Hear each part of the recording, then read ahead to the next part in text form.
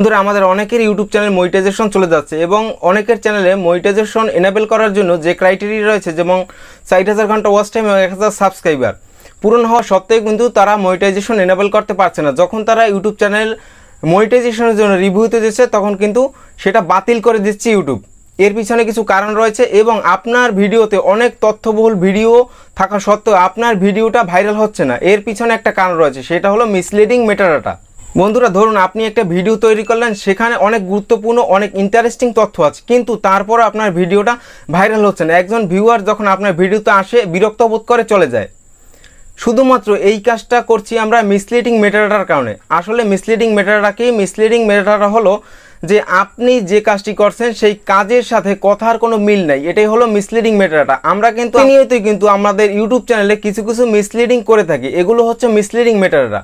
ধরুন আপনি একটা ভিডিও আপলোড করলেন, তখন কিন্তু কিছু সময়ের জন্য ভিডিওটা প্রসেসিং হয়, তখন কিন্তু ইউটিউব আমাদের যে ভিডিওটা আছে তার মধ্যে কোনো কপিরাইট ম্যাটেরিয়ালস আছে নাকি এবং আমরা কোনো প্রকার মিসলিডিং করেছি নাকি সেটা কিন্তু ইউটিউব ভালোভাবে পর্যবেক্ষণ করে। এবং যদি কোনো মিসলিডিং মেটাডাটা পায় আমাদের ভিডিওটা কিন্তু থাকে ইউটিউবে, কিন্তু আমরা যখন মনিটাইজেশনের জন্য আমাদের চ্যানেলকে প্রপারলিভাবে প্রস্তুত করি তারপরও কিন্তু আমাদের চ্যানেলটা মনিটাইজেশন এনেবল হয় না, শুধুমাত্র মিসলিডিং মেটাডাটার কারণে।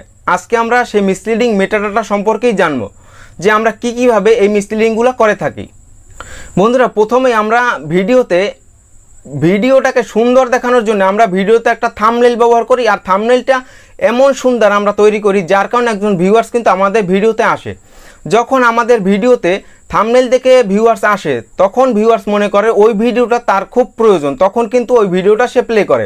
হতে পারে সেটা যে কোনো ধরনের ভিডিও, কিন্তু একজন ভিউয়ার্সের ওই ভিডিওটাই পছন্দ, তার কারণে কিন্তু একজন ভিউয়ার্স আমাদের ভিডিওতে আসে। তখন যদি ভিডিওতে আসার পর ভিডিওর থাম্বনেইল একটা এবং ভিডিওর ভিতরে যে আপনি কথা বলতে আছেন সেই বিষয়টা টোটালি আলাদা, তখন কিন্তু এটা মিসলিডিং মেটাডাটার আন্ডারে পড়ে যায়।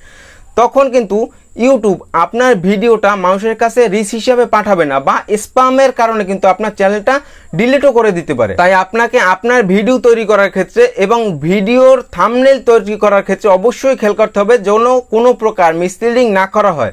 আমরা অনেক সময় ক্লিকবেট থাম্বনেইল তৈরি করি যার কারণে একজন ভিউয়ার্স কিন্তু বিরক্ত বোধ করে এবং মনে করে যে ওই ভিডিওটা তার দরকার, কিন্তু সে ভিডিওটায় প্লে করার পর সেই পরিমাণ কাঙ্ক্ষিত কোনো নিউজ না পাওয়ার কারণে কিন্তু ভিউয়ার্স বিরক্ত বোধ করে এবং আপনার ভিডিওটা ছেড়ে চলে যায়। পয়েন্ট নাম্বার 2 হলো টাইটেল। আমরা যখন একটা ভিডিও তৈরি করি তখন কিন্তু আমরা ওইভাবে টাইটেল দিকে গুরুত্ব দিই না, কেননা ভিডিওটা তৈরি করার ক্ষেত্রে টাইটেলটা কিন্তু অত্যন্ত গুরুত্বপূর্ণ। যখন আমরা একটা টাইটেল নির্বাচন করি এবং সেটা দেখি যখন সার্চ ভ্যালু কম বা সার্চ র্যাঙ্কিংয়ে কম, তখন কিন্তু আমরা অন্য একটা টাইটেল ওই ভিডিওটার জন্য সাজেস্ট করি, তখন কিন্তু আমাদের থাম্বনেইলে একটা এবং টাইটেলে আর একটা হয়ে যাওয়ার কারণে কিন্তু এটা মিসলিডিংয়ের আন্ডারে পড়ে যায়।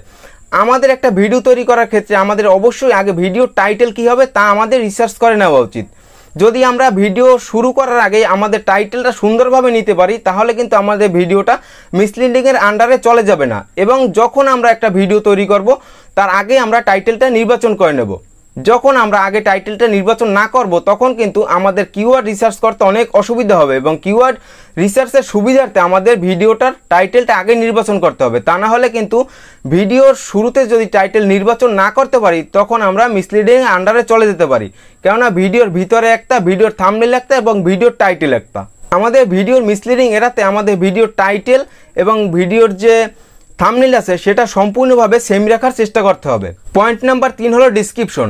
আমরা যখন একটা ভিডিও তৈরি করি ডিসক্রিপশনে কিন্তু অনেক প্রকার কিওয়ার্ড দিয়ে দিই, এমন কিওয়ার্ড ব্যবহার করি যেগুলো ভিডিওর সাথে সামঞ্জস্য না, এটাও কিন্তু মিসলিডিং এর আন্ডারে পড়ে যায়। এবং ভিডিওর সাথে টাইটেলের সাথে যদি কোনো মিল না থাকে এবং ভিডিও ডিসক্রিপশনে যদি কোনো মিল না থাকে তখন কিন্তু এটা মিসলিডিং এর আন্ডারে চলে যায়।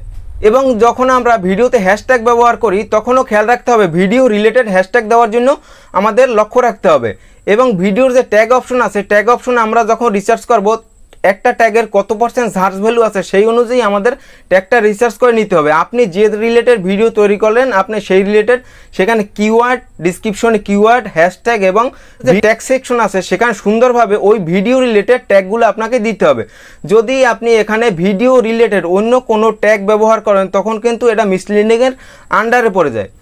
ধরুন আপনি একটা ভিডিও তৈরি করলেন যে ইউটিউবে কি করে অর্থ উপার্জন করা যায়, যেমন how to make money online, কিন্তু আপনি এখানে ট্যাগ সেকশনে লিখে দিলেন ফেসবুক টিউটোরিয়াল বা ফেসবুক পেজ কিভাবে মনিটাইজ করা হয়, এই ধরনের যদি আপনি কিওয়ার্ড বা ট্যাগ যদি আপনার ডিসক্রিপশন বক্সে এবং ট্যাগ বক্সে যদি আপনি ইউজ করেন, তখন সম্পূর্ণ এটা কিন্তু মিসলিডিং ডেটাবেসের আন্ডারে চলে যাবে। তাই অবশ্যই আপনাকে ভিডিও তৈরি করার ক্ষেত্রে, ভিডিও থাম্বনেল নির্বাচন করার ক্ষেত্রে এবং ভিডিও ডিসক্রিপশন এবং ট্যাগ নির্বাচন করার ক্ষেত্রে অবশ্যই আপনাকে খেয়াল রাখতে হবে যে আপনি যে ট্যাগটা, যে ডিসক্রিপশনটা, যে ভিডিওটা তৈরি করলেন এবং যে থাম্বনেলটা তৈরি করলেন, সেইটা যেন ভিডিওর সাথে সামঞ্জস্যপূর্ণ একটি থাম্বনেল, একটি ট্যাগ এবং একটি ভিডিও ডিসক্রিপশন হতে পারে। তাহলে হয়তো আপনার ভিডিওটা কোনো সময় র্যাঙ্ক করে যাবে। আমাদের চ্যানেলে কিন্তু কোনো প্রকার ভিডিওর থাম্বনেল এবং ভিডিও ট্যাগের সাথে কোনো প্রকার মিসলিডিং করা হয় না, এবং আমি যে তথ্যগুলো প্রদান করে থাকি এগুলো কিন্তু সম্পূর্ণ 100% সত্যি। তাহলে বন্ধুরা, ভিডিওর একবারে শেষ পর্যায়ে এসে বলবো, যদি ভিডিওর কোনো অংশ আপনার ভালো লেগে থাকে একটা লাইক করবেন এবং সাবস্ক্রাইব করে আমার পাশেই থেকে যাওয়ার জন্য অনুরোধ করা হলো। ধন্যবাদ সবাই।